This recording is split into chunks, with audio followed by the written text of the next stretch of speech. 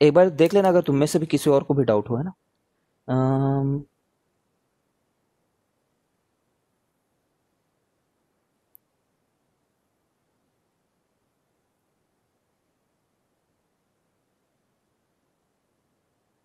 किसी और को डाउट नहीं है? तूने अरिंदम सॉल्यूशन देख लिया एक बार? ये सर देखा था, उसमें सी स्क्वायर मल्टीप्लाई किया है वो, मतलब डिवाइड किया है, वो समझ नहीं आ रहा था मेरे को। मल्टीप्लाई एंड डिवाइड कर दिया कि सिर्फ डिवाइड किया है? सब डिवाइड सर, सी स्क्वायर। रुकना यार एक मिनट, तुम्हारा क्लास का ग्रुप ही नहीं मिल रहा है मेरे को, कहाँ चले गए?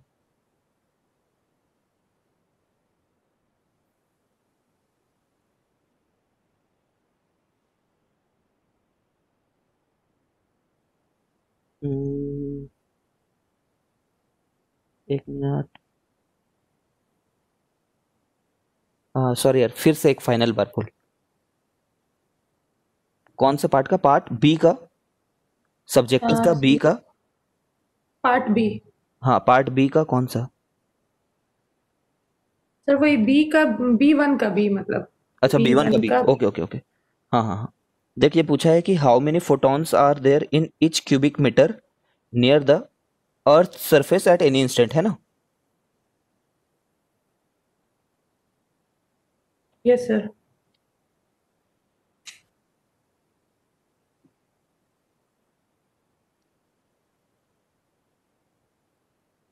देखो ये 1.4 किलोवाट पर मीटर स्क्वायर वाली डेटा काम आ भी गई है ना।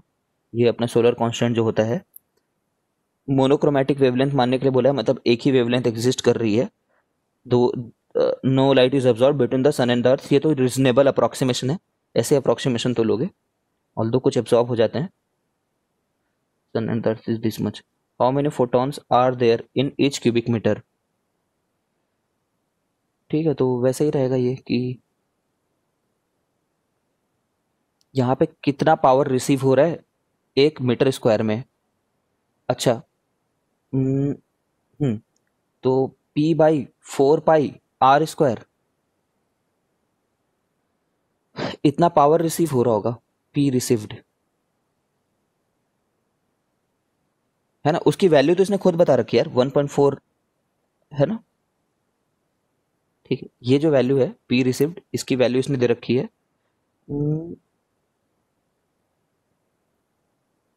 इंटेंसिटी की वैल्यू दे रखी है, मैं क्यों कर रहा हूँ फिर यार ये सब। 1.4 इंटू 10⁻³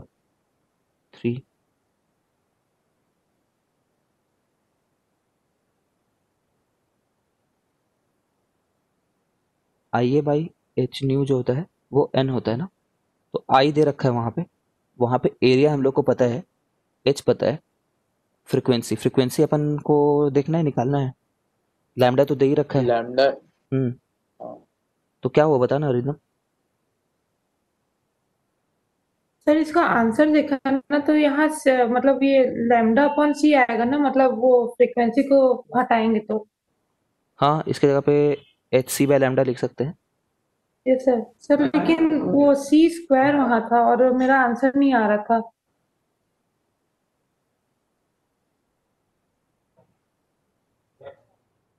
यार आंसर तो यही होना चाहिए।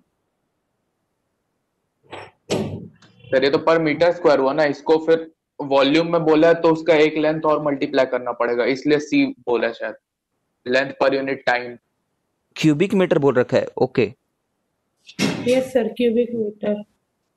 हाँ तो क्यूबिक मीटर बोल रखा है तो फिर वो क्यूबिक मीटर उसी हिसाब से बोल रहा होगा कि तुम्हारा एक एरिया है और नीचे में भी आपको 1 मीटर जाना है करके। तो 1 मीटर जाना है तो 1/c टाइम लगेगा उसमें, तो उस हिसाब से वही। समझ गया क्या अरिंदम आप? और ये लेंथ को हाँ, मल्टीप्लाई करना है ना तुझे, तो ये वाले लेंथ को, हाँ, वो उसकी स्पीड इनटू उसका टाइम देख लेना। ठीक है, कोशिश करना इस तरीके से। Yes sir.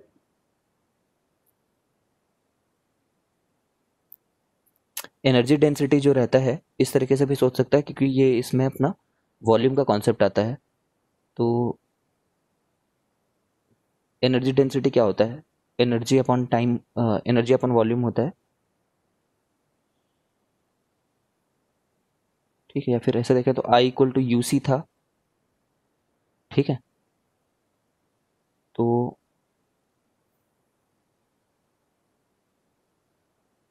Energy density I by सी रहेगा। इंटेंसिटी को हम लोग एन के टर्म्स में, चलो ना यार,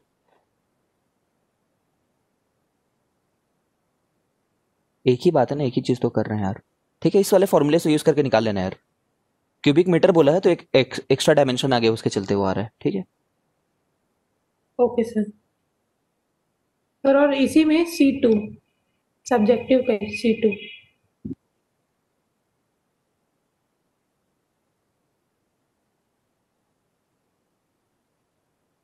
ठीक है, देख यहाँ से ना ऐसे सोच सकते हैं हम लोग कि इंटेंसिटी है और एनर्जी डेंसिटी है,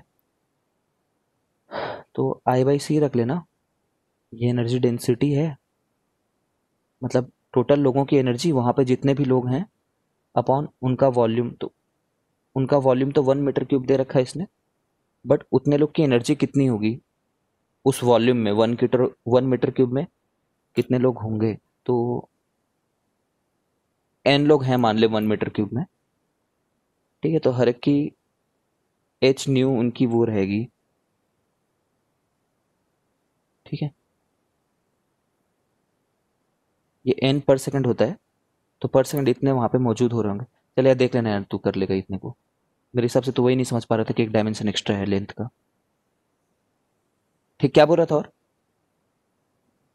सर और C2 इसी का ही। सी का 2 de Broglie wavelength. Yes Two sir. identical non-relativistic particle move at right angle to each other, possessing de Broglie wavelengths lambda 1 and lambda 2. Find the de Broglie wavelength of each particle in the frame of center of mass.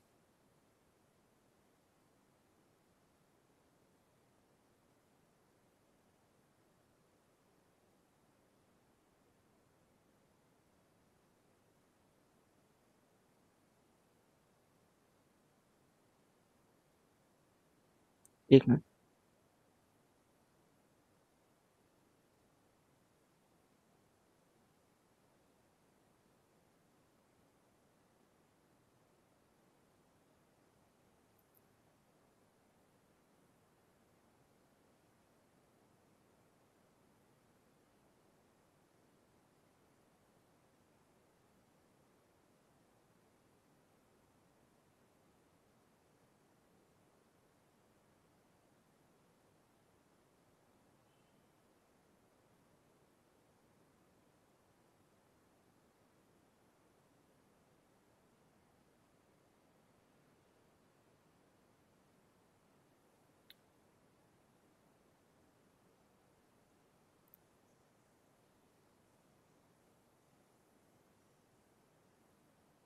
Centre of mass frame में तुझे इसके wavelength निकालने हैं, तो centre of mass frame में इनकी कितनी velocity ये निकालनी होगी, है ना। तो सेंटर ऑफ मास की पहले तो वेलोसिटी निकालनी होगी इसमें। निकाला था क्या कि बिल्कुल ही अपन को समझ में नहीं आया ये? सर ये क्वेश्चन नहीं समझ में। वेलोसिटी तो दोनों क्या हुआ बोल? दोनों का C होगा ना वेलोसिटी। यार ये पार्टिकल है ना। अच्छा हाँ। हाँ, पार्टिकल है तो सी वेलोसिटीज नहीं जा रहे होंगे। तो इसका लैम्डा 1 है, इसका लैम्डा 2 है। वैसे तो मैं बता दूं, अगर centre of mass frame of reference पे रहते हो ना, तो चीज़ों की जो डायरेक्शन है, ठीक है, वो एग्जैक्टली एक दूसरे से वो रहता है, ऑपोजिट रहता है। क्या चीज़ें ऑपोजिट रहती हैं एग्जैक्टली? क्या बोलना चाहिए यार उसको, जो उनके मोमेंटम है वो नेचर ऑफ एग्जैक्टली ऑपोजिट दिखते हैं, अगर दो दो पार्टिकल सिस्टम है तो। ठीक है, इसकी फील भी दिलाता हूँ मैं तुम्हें।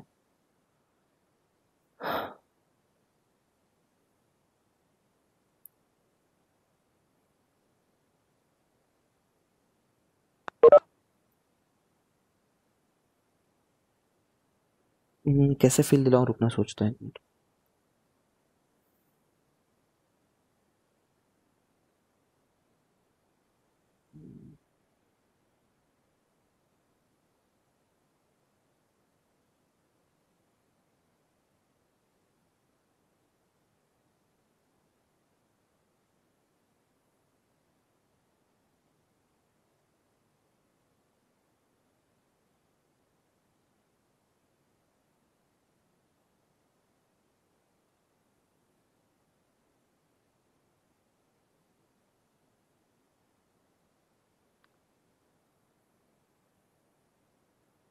चलो इस पे चलो देख लो, एक बार देख ही लो यार।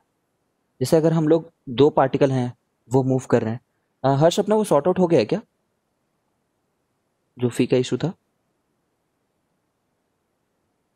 शाश्वत आके उसको हाँ करके सर, गया था वो अपना। हाँ हाँ।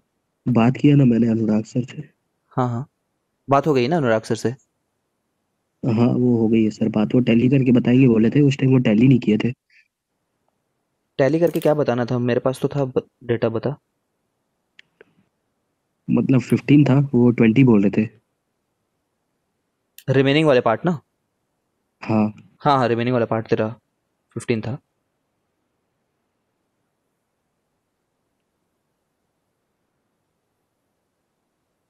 हम्म,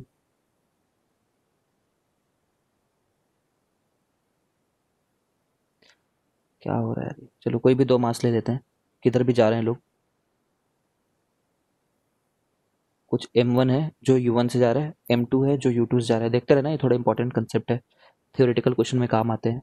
तो अगर मैं P ऑफ सिस्टम निकालूं विथ रेस्पेक्ट टू कोई एक स्टेशनरी, एक ऑब्जर्वर है मान लो, है ना, ग्राउंड में कोई ऑब्जर्वर है,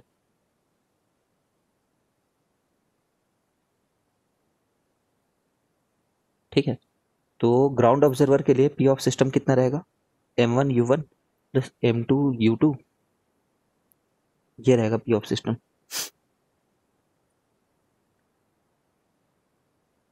और P ऑफ COM कितना रहेगा?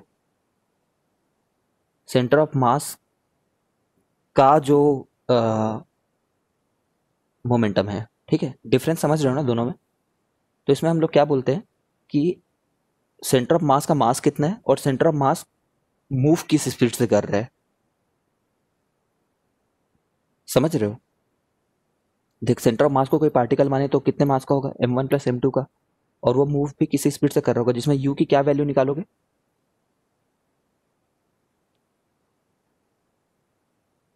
U का वैल्यू रहेगा M1 U1 plus M2 U2 upon M1 plus M2। यही सेंटर ऑफ मास का वो रहेगा। तो इसको एक बार यस पुट सर। करते हैं यहाँ पे। क्या आ जाएगा देख पा रहे होगे? इससे मल्टीप्लाई करोगे इस U को, तो कितना आ जाएगा? M1 U1 plus M2 U2।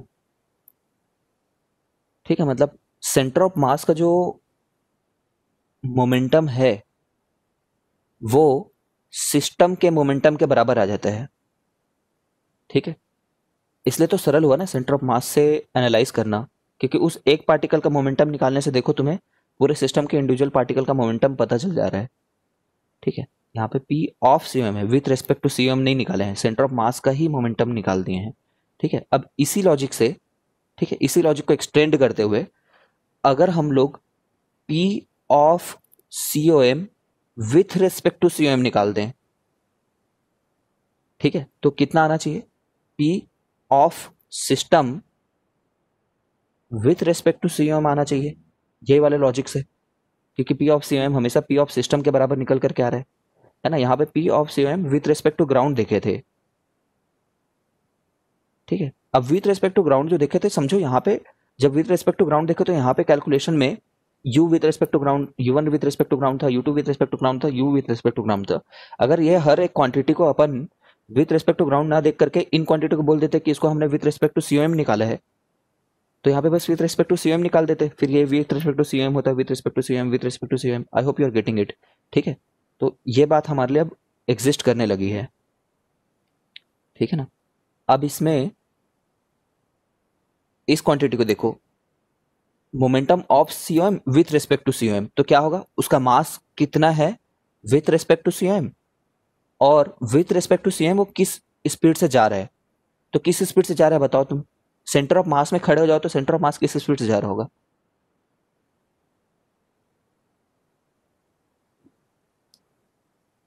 Zero speed से जा रहा होगा ना। हम with respect to centre of mass देख रहे हैं, मतलब सेंटर ऑफ मास पे खड़े हो गए हैं और उसी की स्पीड जानने की कोशिश कर रहे हैं, ठीक है। ये वाला U नहीं है, यहाँ पे हर चीज अलग है, U डैश है ये, ठीक है। U dash with respect to COM, तो ये क्वांटिटी जीरो है। तो इसका मतलब ये है कि momentum of system with respect to COM जो है वो जीरो रहता है। इसका मतलब अगर सेंटर ऑफ मास पे खड़े हो जाओ तो ये जो क्वांटिटी तुमने निकाल रखी है where everything is measured in terms of centre of mass, वो जीरो आ गई। ठीक है, इसका मतलब दोनों एक दूसरे के ऑपोजिट है ना, अगर वेक्टर नोटेशन के हिसाब से सोचो तो एक दूसरे के एंटी पैरेलल है, ये हर चीज वेक्टर है यहाँ पे। ठीक है, तो अगर सीओएम का ये फायदा होता है, समझ पा रहे हो, सीओएम के अगर ऊपर में खड़े हो जाओगे तो what ever be the direction of one, दूसरा वाला हमेशा तुम्हें उसके उल्टे जाते हुए दिखेगा।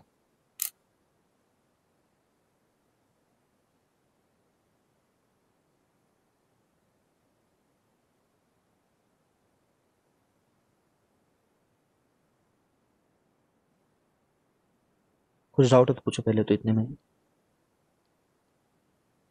क्लियर है सर।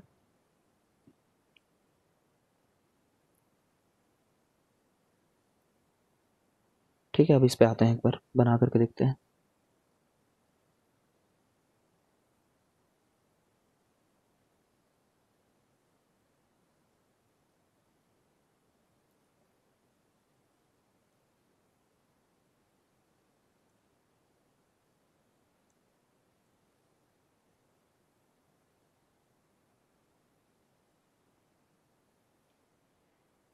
इन्हीं टर्म्स को इस्तेमाल करना है।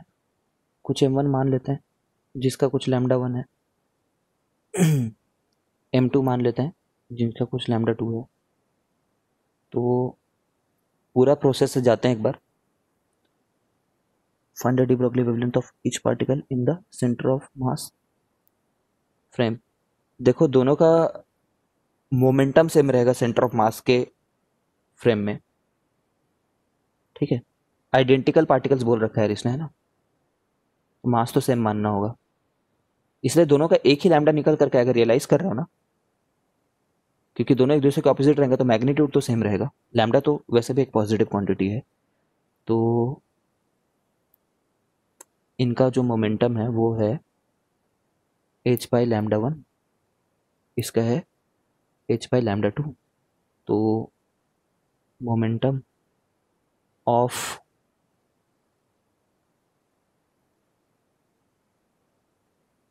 चलो यार पूरा वेलोसिटी भी निकाल ही लेते हैं, हद हो गई। ये क्या होता है, mv1 है, ये क्या चीज़ है, mv2 है उनका।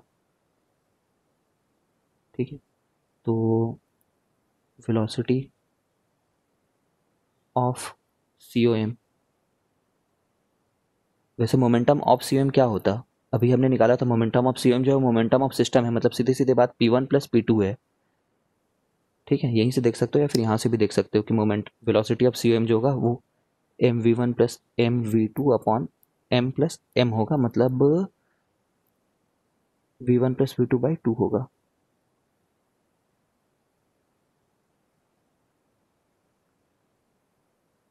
तो मोमेंटम ऑफ COM अगर देखोगे तो m plus m times v1 plus v2 by 2। ठीक है, वही पहले भी बोल सकते थे इस बात को, इसी बात से। ठीक है, बट वेलोसिटी निकल गया तो इसके रेस्पेक्ट में इनका निकालेंगे। अब ये कौन से डायरेक्शन में गया है कैसे बताएंगे, ये सभी चीजें वेक्टर नोटेशन होती है ना, याद रखे रहना। वेक्टर जब हटाएंगे तब उसका डायरेक्शन लिखेंगे।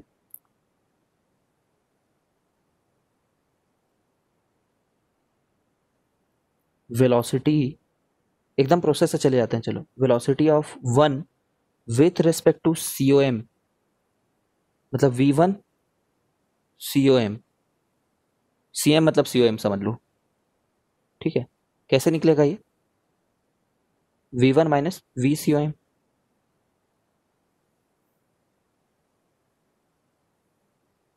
v1 है हमारा, v1 ही मान लेते हैं फिलहाल के लिए, VCOM ये बड़ा क्वांटिटी है।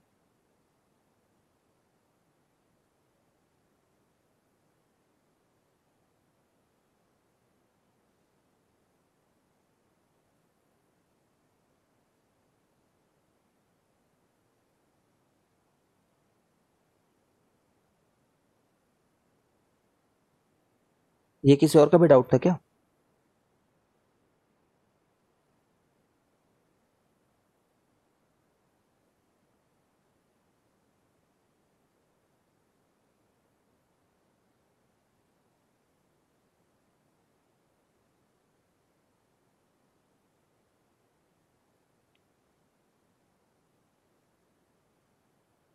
ठीक है, अब इनकी वेलोसिटी तो मिल गई है, मैग्नीट्यूड सेम आया है, जो आना भी चाहिए था इस पर्टिकुलर केस में, क्योंकि तभी उनका मोमेंटम भी सेम आएगा विथ रिस्पेक्ट टू COM।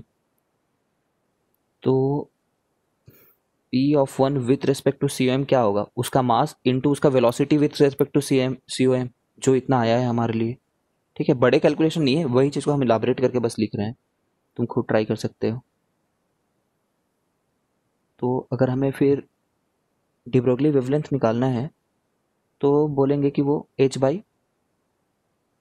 होता।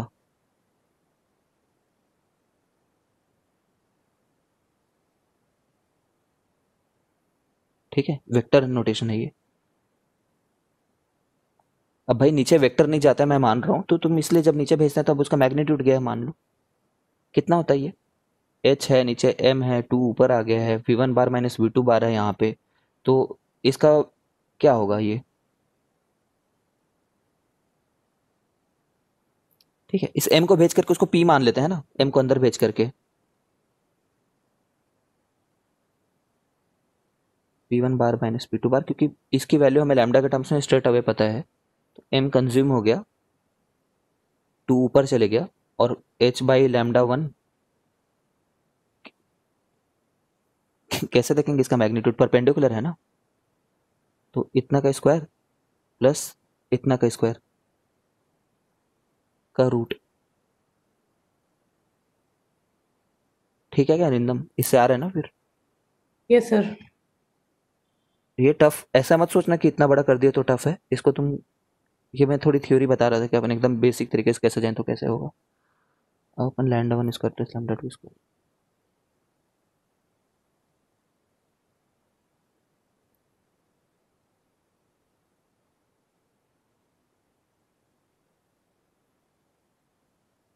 ठीक है, ये आंसर होना चाहिए, देख लेना।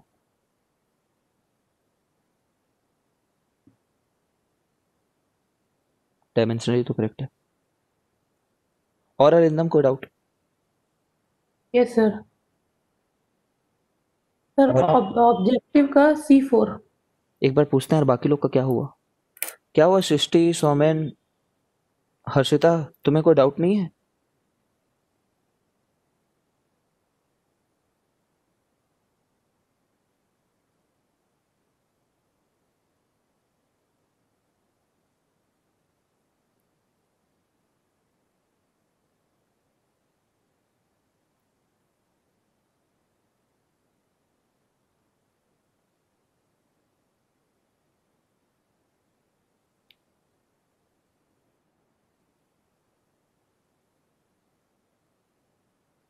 ओह, था क्लियर हो गया वो।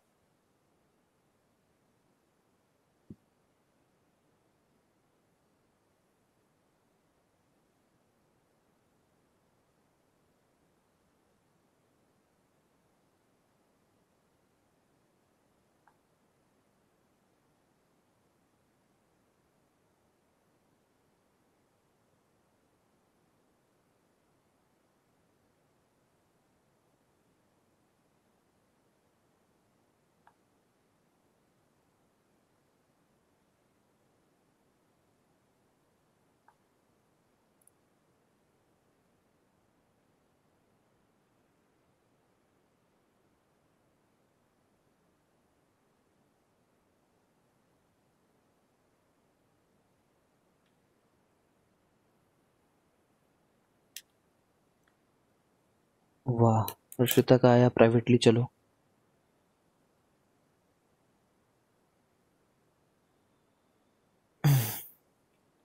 ऑब्जेक्टिव का C3।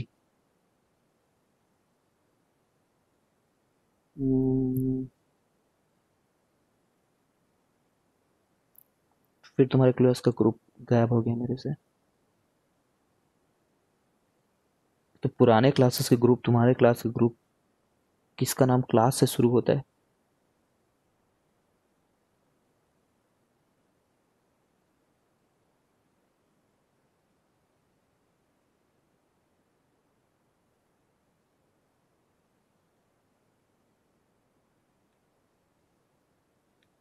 हर्षिता, तुम्हारा ऑब्जेक्टिव का C3 ना, ऑब्जेक्टिव का C3, a particle of mass m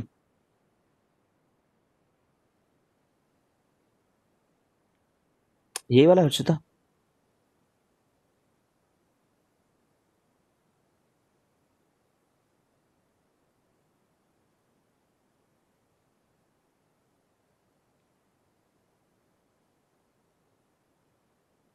ये वाला ना? A particle of mass m at rest decays into two particles of masses m1 and m2 having non-zero velocities. The ratio of the de Broglie wavelength of the particle is lambda 1 is to lambda 2.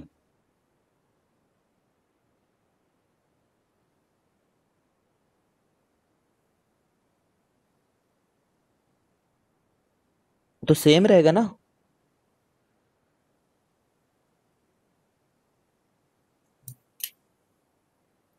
देखो, हाँ में momentum तो same होगा, क्योंकि पहले rest देखो p1 bar plus p2 bar final equal to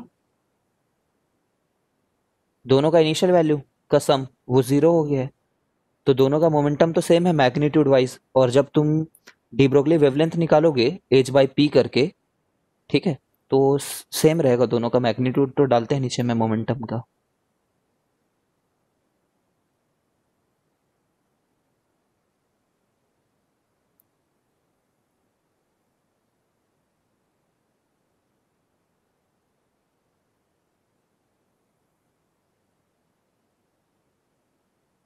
ठीक है,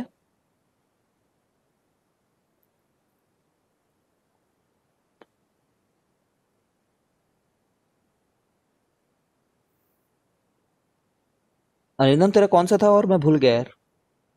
sir C4। C4, let P and D denote the linear momentum and energy of a photon for another photon of smaller wavelength. यही ना? Yes sir. For smaller objective वाला ना, ठीक है।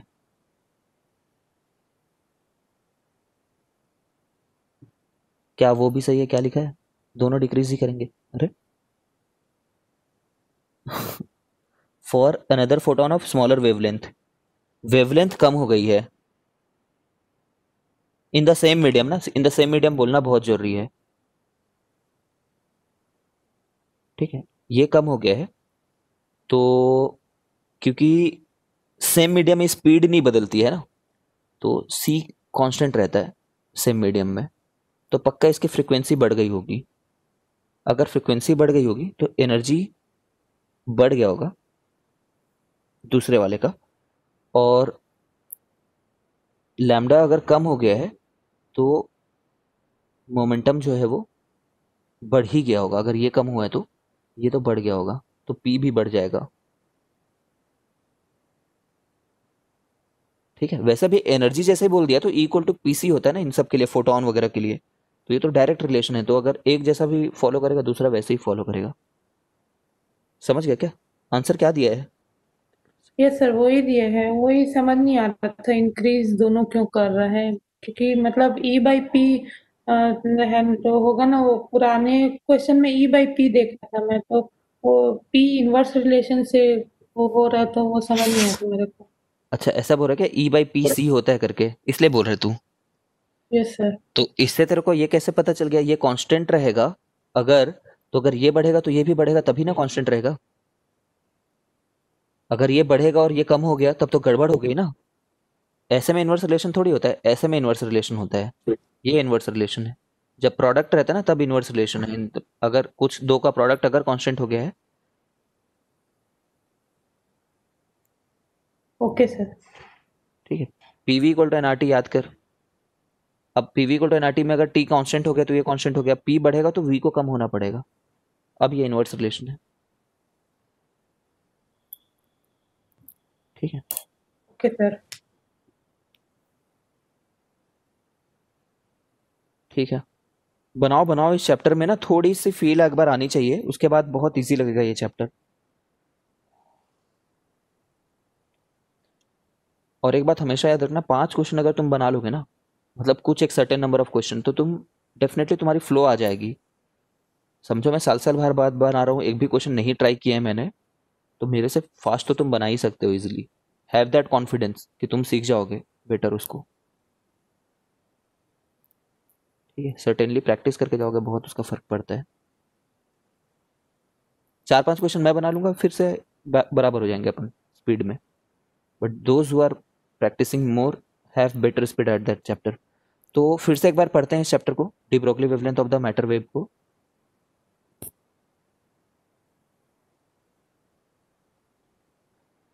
Although मतलब I don't think कि तुम्हें पढ़ने की इसको जरूरत है, इसलिए मैं बहुत शॉर्टकट में फिर से बता रहा हूँ जितना हमने कल बोला। ठीक है, बहुत स्टूडेंट कंफ्यूज रहते हैं ना कि क्या हो रहा है अब इधर करके। तो हो यही रहे कि मोमेंटम जो है उसको mv लिखना चाहते हैं हम लोग हमेशा। ठीक है, स्टोरी में दोबारा नहीं सुना रहा डी ब्रोगली ने कैसे चालाकी करी। De Broglie was a good observer. ठीक है, ये तो पार्टिकल्स के लिए हुआ, और अगर फोटॉन्स या फिर किसी भी इलेक्ट्रोमैग्नेटिक वेव बोलो, है ना, याद रखना फोटॉन जैसे मैंने बोला ना, तो सिर्फ लाइट के फोटॉन नहीं होते, एक्सरे के भी फोटॉन ही होते हैं ना। Are you getting the point?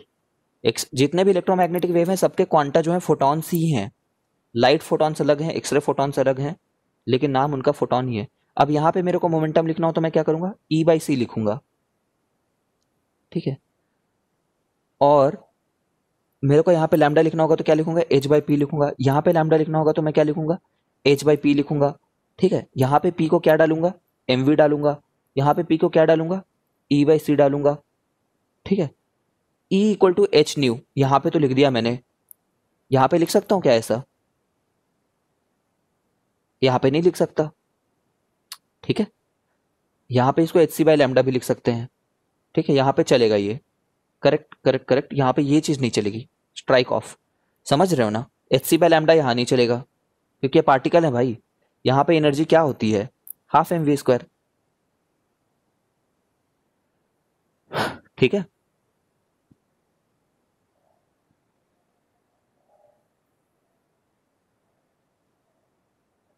mgh भी लिखना है क्या, mgh भी लिख सकते हो चाहो तो।